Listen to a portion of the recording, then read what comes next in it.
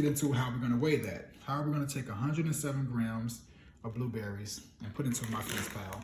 What we could do is we can scan this barcode as well, but I'm gonna show you a different way because sometimes you may not be able to find the accurate amounts to be able to track it precisely. So you can click on add foods. Then right here, I'm gonna show you how to use the database. So what you can do is you always wanna put USDA, right? Then you wanna type in blueberries. So we'll just retype frozen blueberries. Boom. So you can see USDA, that's usually your first choice when it comes to fruits and berries. Not fruits and berries, what am I talking about? Fruits and vegetables, that's the first choice. So 100 grams right there. We'll click on that. Then we'll click on, so we have 107 grams. That's the amount that we use.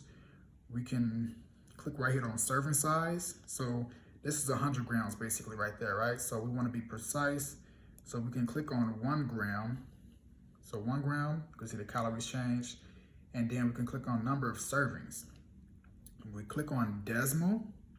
And from here, we can enter the exact amount. So we'll type in 107 servings of 1 gram. So that's basically 107 times 1, which is 107. And you can see that that's 61 calories. And then we're gonna click on add. So you can see right there, it says blueberries, 107 grams, 61 calories, right? So now we're getting a little bit of a list of the items that we're using. Keep moving along. After everything you weigh, you must zero that out so you can get more of an accurate understanding of how much each food item weighs. So now we're gonna move on to the mango, right? So this is what I'm gonna do. I'm gonna quickly peel this mango. I'm gonna do it over the trash can though. So if you can, go ahead and grab a frozen mango. That may be a little bit easier for you. Plus you keep it a little bit longer and you don't have to worry about using it, within the first week. Frozen food always lasts longer. And the nutrients are roughly the same because they freeze it as soon as it's grabbed out the ground. So all of the nutrients are pretty much preserved, left intact. And I'm going to cut off some of this, all right? That's 52 calories. Boom, 122. How do we track the mango? This is what we do. We click on add food and we're gonna search again because that food doesn't have a barcode, right? That's a fresh mango, no barcode to scan. So we go to the search and we search the database with millions of options. But since it's a fruit, we're gonna type in USDA again. And then we're gonna type in mango. Bam.